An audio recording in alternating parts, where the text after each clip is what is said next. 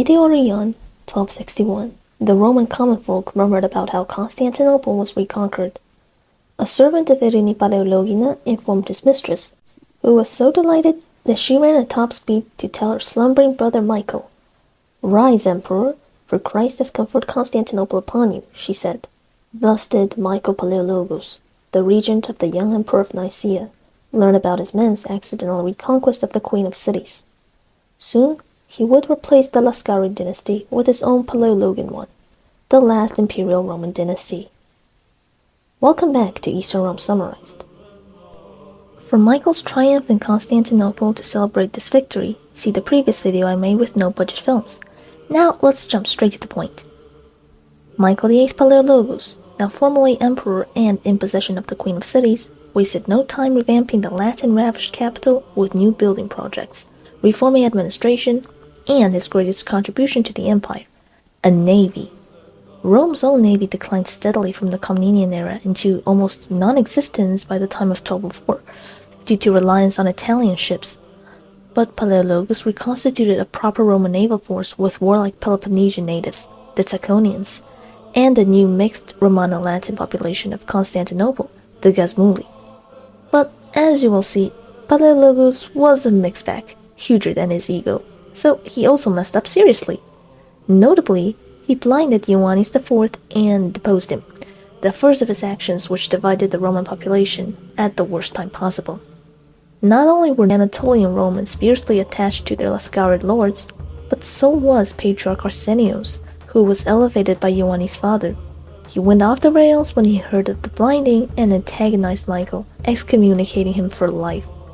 This sowed the seeds of the Arsenite schism later on, as the Patriarch would never forgive Palaiologos, who had another plateful of problems to deal with at the same time. Michael II of Epirus first attacked, but Ioannis Palaiologos, the emperor's brother and veteran who already bodied the Epirots once, did it again and forced peace on the Western Roman state. He then proceeds to subjugate the Serbs and Albanians, who were Epirus' allies. The emperor's other brother, Constantinos, took the army south and attacked Morea and Monemvasia. To follow up on this momentum, Palaiologos appointed his first megasdukes, Alexios Philanthropinos, who took the new navy for a spin, sacked many Latin Aegean islands, then supported Constantinos in Monemvasia. The Prince of Achaia, who was captured by Ioannis, was ransomed back to the Franks for these parts, returning Roman rule to the Peloponnese. This quiet province is about to become crucial in late Byzantine history. For this attack, the Pope annulled his oath to the Romans and threatened a crusade with the exiled Latin Emperor Baldwin. To counter this, Michael proposed his most controversial idea: union with the Catholic Church. For he believed, and he was right, that the West was miles more dangerous than any internal dissension or Eastern enemies should they re-crusade. His sole focus on the West helped the empire stave off the existential threat, but left too many loose ends. For example, his friend, Sultan Kekaus II of Rum, came to seek help after being deposed. Michael could have taken advantage of it to make some gains in the increasingly unstable East, but he detained the Sultan, who once saved him when he was in the same situation, all because he wanted to ally with the Ilkhanids who caused this.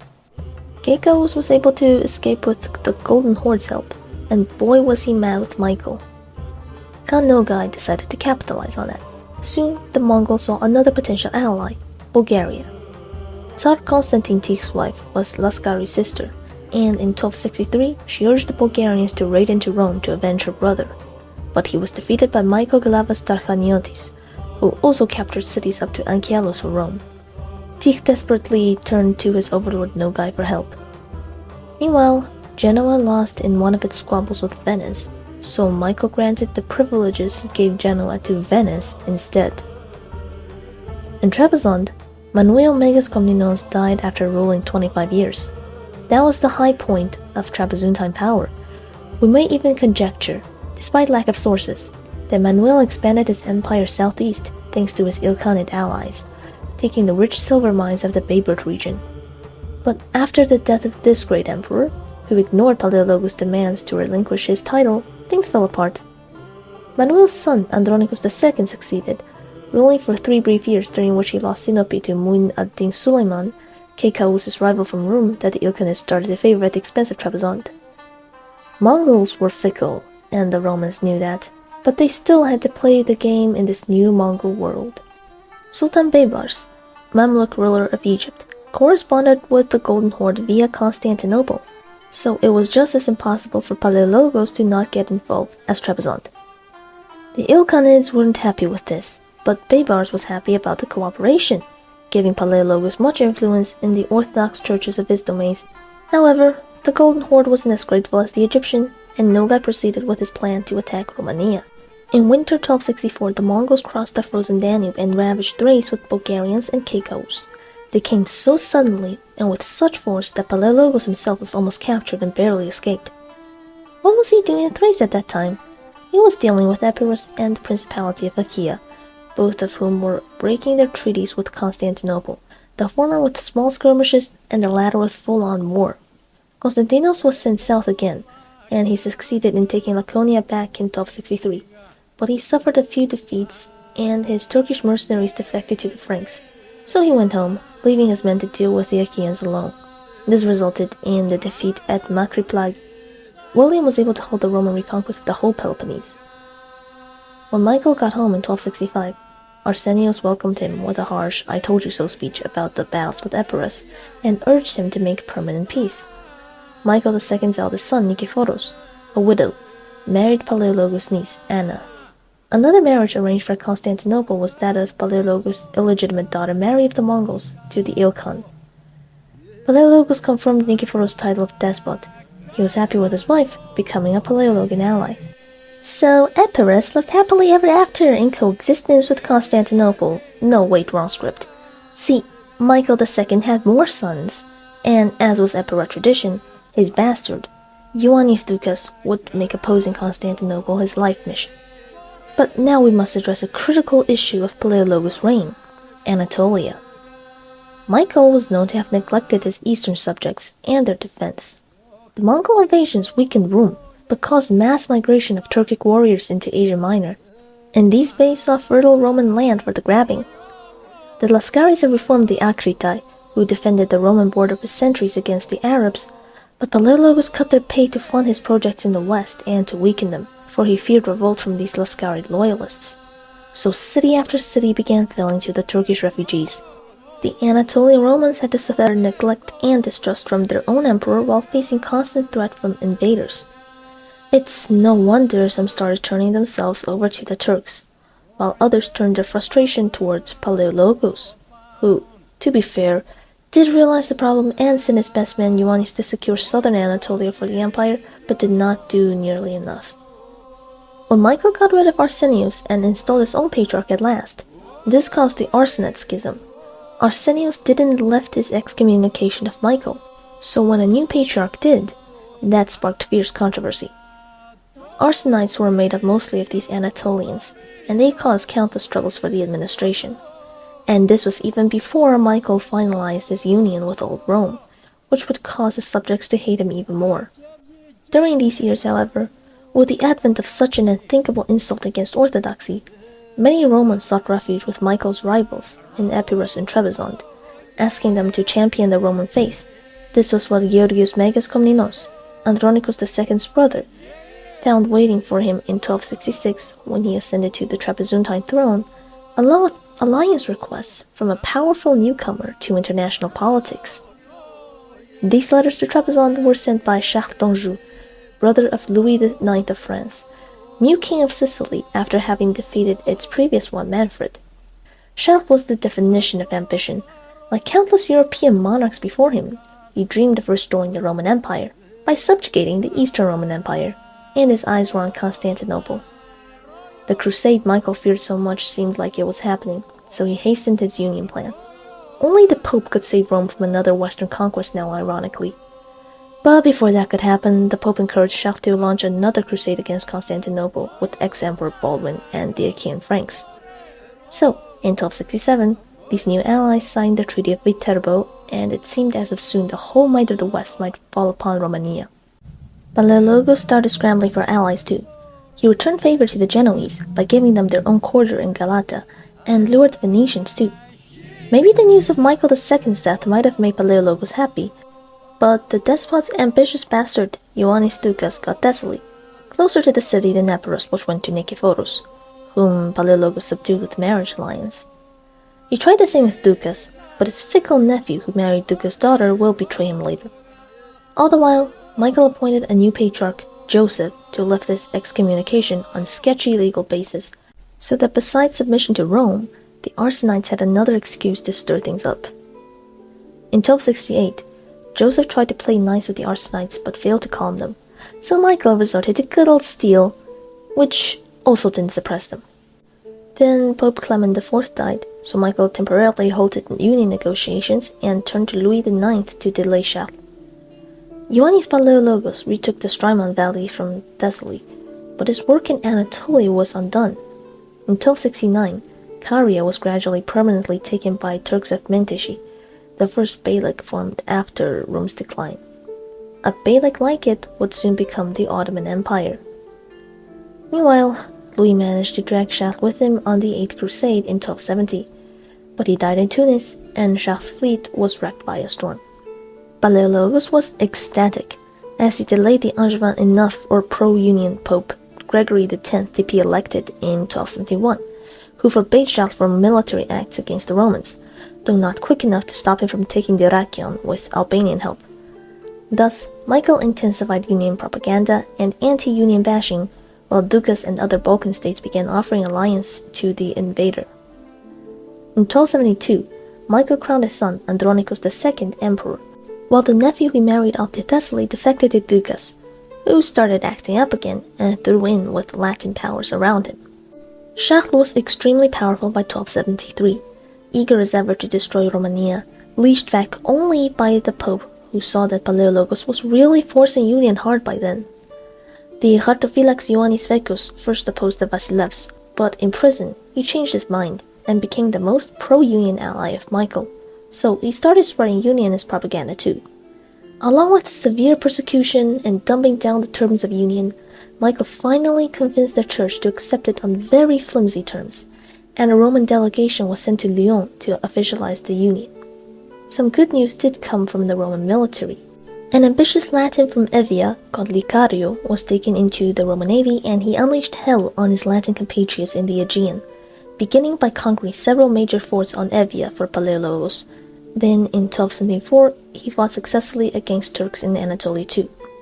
Michael sent his brother Ioannis to Thessaly against the rebellious Doukas. Ioannis effortlessly smashed Doukas' army and laid siege to his capital Neopatros, but Doukas was a crafty fellow and snuck out of his city to call on his Latin pals in Athens, who then jumped on the Romans and dealt Ioannis his only ever defeat. Other Latins in Evia and Crete leaped at this opportunity and attacked the Roman fleet at Demetrius port, slaughtering many Roman marines until, coincidentally, the retreating Ioannis heard of the attack and rushed to save his soldiers.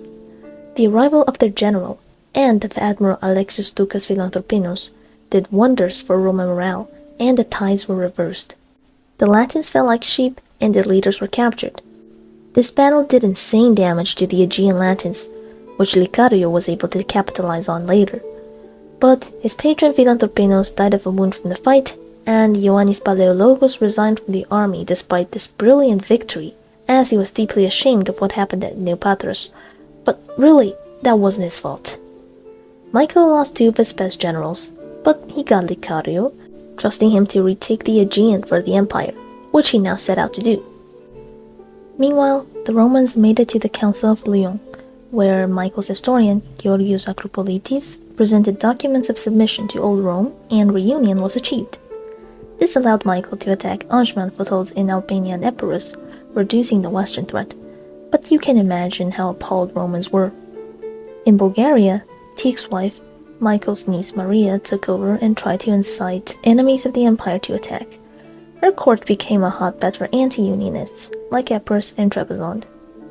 In 1275, Patriarch Joseph had enough and abdicated, so Veccus replaced him, though he could do little to curb the intense rage of his populace. Arsenites gained much support, and Asian Romans suffered Michael's brutal crackdown, so they were either displaced or mass defected to the Turks. This was really when the Asian frontier of the empire went down a full decline. To defend Anatolia, Michael continued his policy of using talented Latins. He gave Phocaea to the Genoese Zaccaria brothers as a fee for guarding Smyrna. In the same vein, Vicario was making great progress in conquering Evia, so Michael gave that island to him as a fief too in 1276. But Gregory X died, meaning all that work put into union was again wasted. The Romans were on the brink of civil war for nothing, and Charles was free to attack the Romans again. This time, even Nicephorus started negotiating with him, and Genoese pirates just decided to show up at the worst time. In Neopatros, Epirus hosted an anti-unionist synod in 1277, excommunicating Palaiologos, who let Veccus excommunicate them too in a council of his own while he kept persecuting Arsenites and the Josephites, who were angry at Joseph's resignation. Yes, things kept getting worse, but not only for the Romans. Maria's Bulgarian government was doing horribly. Soon, Ivailo, a swineherd who later Marxists would claim as the first of their own, led a social revolution against the monarchy, devastating Bulgaria. Michael capitalized on it, backing his son-in-law Ivan Asen III against Ivailo, who took over Bulgaria in 1278 and clashed many times with the Roman forces under Glavas and their Mongol allies. While in Asia, Andronicus II and his cousin Michael Tarkaniotis saved Tralles from Turkish conquest. Yes, Andronicus II actually proved useful for once, surprisingly. Asia Minor received another ray of hope after the failed uprising of the Cretan Greek Kotazis brothers. Michael had been encouraging sedition on Venetian Crete for years, and he offered refuge to the followers of the Kotazis in Anatolia after the Venetians defeated them. The warlike Cretans would be the cream of a brief Anatolian restoration in Andronicus II's reign. Back in Bulgaria, Glavas took Tarnovo in 1279 and placed Ivan Asen III on the throne. But Michael's triumph proved short, as Ivailo attacked back with vigor and drove Asen out. Roman armies were annihilated, while Charles d'Anjou's preparation for war went well. He vassalized Epirus, and after the death of yet another pope, he finally began his ultimate offensive in 1280, attacking the Balkans from Albania. Palaiologos quickly handled Ivailo by convincing Nogai to murder him and prepared for his final showdown with Charles. Bulgaria went through absolute hell and was weakened. A power vacuum in the Balkans appeared, filled by the Serbs. They invaded Macedonia, but were repelled by Constantinos Palaiologos Porphyrogenitus, Michael's third son. However, they'll be prominent enemies in coming years. That year, Vicario also disappeared from history, after having conquered from Skopelos to Kythera, the Cyclades to Limnos, and of course Evia too, where he captured his Triarch and the Duke of Athens. But his capital remained in Latin hands, so they retook the island later. In Trebizond, Georgios Megas Komnenos was betrayed by his nobles to the Ilkhan, and his brother Ioannis II Megas Komnenos took the throne. Seeing Ioannis' young age, Michael attempted to convince him to ditch the imperial title in 1281 by proposing a marriage, but the Emperor of Trebizond refused to sell his dignity, so Michael went back to the task at hand. The armies of Charles, led by a giant called Hugh of Soli, are advancing quickly through Albania, and all of Thrace risked falling. Palaiologos quickly assembled an army under Tarkaniotis and Ioannis Synadinos to counter the Latins. Against all odds, the small Roman army not only relieved the besieged cities, but also captured Soli, the Angevin siege machines, and a lot of booty. This was the most impressive Palaiologan victory in 2 decades and ended all threat of Charles on land. Now he had to attack Constantinople by sea, but that required time. So in that time, the overjoyed Romans celebrated a triumph, and Michael got some time to defend the eastern borders for a bit. But by then it was already too late to save Anatolia from the Turks. He could only delay the inevitable. Charles got a French puppet to be his pope, who excommunicated Michael, betraying the union, and he allied with basically the whole Balkans against Romania. Again the situation seemed hopeless, like Constantinople would again fall.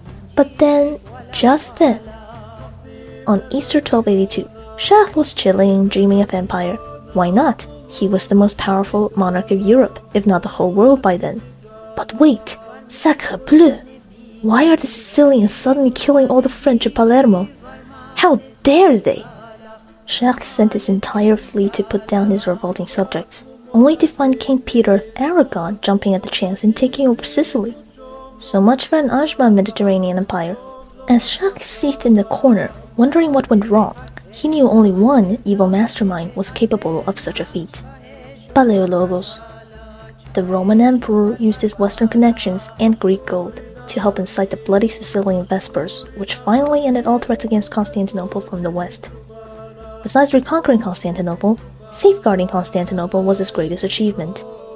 It took him 20 years, but he did it, although in the meantime he could do almost nothing about the smaller problems plaguing the empire, the Turks, the Serbs, and Roman rivals.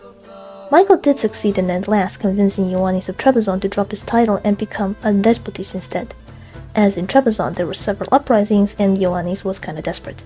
From then on, Trapezuntine emperors were nominally subject to the restored Palaiologan Empire and went by the title of Emperor of all the East, Peratia, and Iberia, no longer claiming to be the emperors of Rome.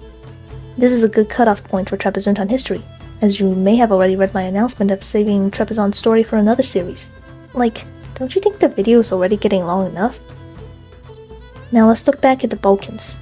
The new Serbian king, Stefan Milutin, was highly energetic and began his reign by taking Skopje from the Romans, making it his capital. Ioannis Doukas of Thessaly again acted up and raided the empire for fun, so Palaiologos immediately had to campaign in the Balkans against these enemies. He called on Nogai for Mongol mercenaries and was about to take the field, but he had long neglected his own health for state affairs, and this caught up to him. On December 11th, Michael VIII Palaiologos passed away, and he was buried without ceremony by his son Andronikos II, who, as the new emperor, also abandoned the union. It was this affair which made Michael, the savior of Romania, hated by his own people. I realize I've talked a lot about Michael VIII, but maybe that's a good thing, as the more I write, the more I realize how he was an era started like Alexios I Komnenos, equal in brilliance but inferior in accomplishments due to the worse circumstances he was in. Like Alexios, Michael had to drastically change the empire and go against his own people on many occasions, but they both saved Rome from immediate destruction.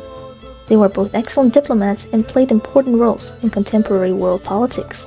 If Michael had a son as capable as Ioannis II, then we may be talking about a Palaiologi restoration today. But unfortunately, Andronikos II was what sprung from his loins, and Andronikos was just...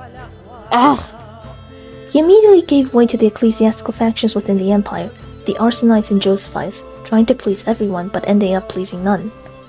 Patriarch Bekos was forced to resign and claimed he supported union unwillingly, as did many of the Palaiologi.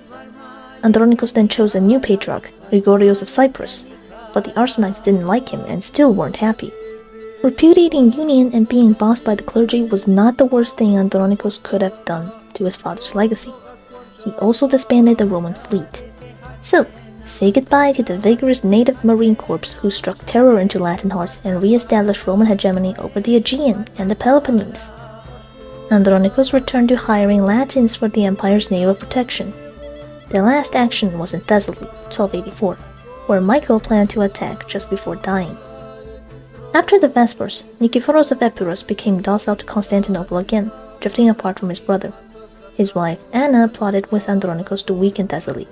The couple kidnapped Doukas' heir and trafficked him to prison in Constantinople. Then Tarchaniotis led the army and Synadinos led the fleet to besiege Demetrias. The port was not taken only due to a plague outbreak, killing Tarchaniotis. Doukas was furious, and Thessaly fought Epirus until an uneasy peace was reached. And oh yeah, remember Tralles, saved by Andronikos a while back? That city fell permanently to the Turks after a brutal siege. Then, after Shah d'Anjou died in 1285, Andronikos disbanded the fleet. He was tight on cash and cared deeply for Anatolia, whose defense needed no fleet, but a well-equipped army. Yet this terrible decision not only didn't save Asia Minor, but strengthened both Latins and Turks in the Aegean, as the unemployed Roman marines needed work. Any work. So this explains the naval paralysis of the empire you'll see later on. Losing a brilliant general, an Anatolian city he invested heavily in, and a fleet at the outset of his reign. Great job, Andronikos. What an optimistic start. Back to the church. The new patriarch, Grigorios, was busy excommunicating people. Andronikos hosted a synod last year for Arsenites in hopes of winning them back, but they didn't care, so they were excommunicated. Bekos came out of exile to protest his replacement, so Grigorios gave him a synod in 1285 where he was convicted of heresy again and excommunicated. Grigorios re-emphasized orthodoxy too, even though the unity Andronikos hoped would come from this never did. Many unionist officials were exiled, including a certain Georgios Metochitis, whose son would use those exile years well and make such an impression on Andronicos years later that he'd become his most famous courtier. We'll introduce him later. Now we have a bit of a gap on events in Andronicos II's reign, so I'll update you a bit on events in Latin-occupied Roman lands in the area. In Crete, the Venetians were getting hammered by the revolt of Alexios Kalergis, who claimed descent from Nikephoros Phokas, while in the Levant, the Mamluks were finalizing their conquest of Crusader Syria. So down south, the Latins weren't doing well, but without a Roman fleet in the north, some Latins gradually retook their Aegean possessions.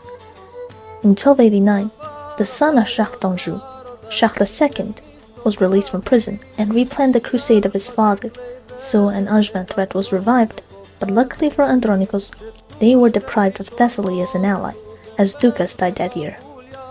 The Vasilevs also forced Patriarch Gregorius to resign for the unity of the church, as the Arsenites and Josephites won't stop complaining. But his replacement, Athanasius I, didn't please everyone either, as he was a real ascetic and actually took religion seriously instead of using it as a front for private gain. In these tough times, when Asian refugees flooded the streets of Constantinople and the Roman common folk were suffering more and more from poverty, Athanasius took it upon himself to aid his compatriots and denounce greedy clergy. So as amazing as he was as a person, his appointment gave the church more dissension. In 1290, Andronicos began a 3-year stay in Asia Minor, fortifying the region and trying to raise local support. Surprisingly, he visited the monk Ioannis IV Laskaris, who was blinded by his father. Meanwhile in Greece, the new prince of Achaea, Phlohon, asked for peace with the Romans, as he knew the end of Frankish Achaea was near. But the next year he still helped Shah II negotiate an alliance with Epirus. The Latins were desperate. That year, Acre fell to the Mamluks, officially ending the Crusader states. All that's left for them in the eastern Mediterranean were their pickings from the Fourth Crusade, and they clung on as much as they could. Andronicos couldn't do anything about this in Anatolia, so he sent Glavas against Epirus and Thessaly in 1292. The latter was humbled, but Glavas failed to take Ioannina from Epirus. The Romans withdrew from Epirus the next year. In Achaea, they reconquered Kalamata, but Phlohon protested against the violation of their peace treaty, so Andronicos let him have it back. He was busy anyway, slandering his more capable brother Konstantinos the Porphyrogenitos, who was exiled. But he also did some good, as he attempted to rebuild the Akritae, which his father disbanded. With the Cretan refugees, his father resettled. Andronicos did this with the most gifted general of his era, Alexios Philanthropinos, who was given ultimate command over all of Roman Asia, launching the most successful reconquest of the region by far. After this, the Vasilevs returned to Constantinople, where the church demanded his attention again. As expected, Athanasius ruffled the wrong feathers, so he had to resign. Andronicos appointed a certain Cosmas as the new patriarch, who officially crowned his son and heir, Michael IX Palaiologos, as emperor in 1294. The affair with Athanasius may be caused by Nikephoros Komnenos, a rapidly rising courtier who became Mesoson that year. Komnenos was very intelligent, but had free reign over the government now that Andronicos was doing his job less, so he was often accused of corruption too. Also, when Andronicos returned from Asia, he came back with Theodoros Metochitis, son of the exiled Georgios, who impressed the Vasilevs with his erudition. Metochitis would succeed Komnenos and be infinitely more well-learned and corrupt than he ever was. The rise of ultra-big-brain courtiers, caught knee-deep in controversies, was a Palaiologian phenomenon that you should be aware of. The intellectuals of the era shone probably the brightest in all of Roman history, with their obsession with science and classics, and I would be happy to mention their achievements when the true flowering took place later, but the focus of this video is on the situation of the early Palaiologian state, so we must pass on this topic for now. Back to history. Philanthropinos' efforts in Anatolia bore fruit.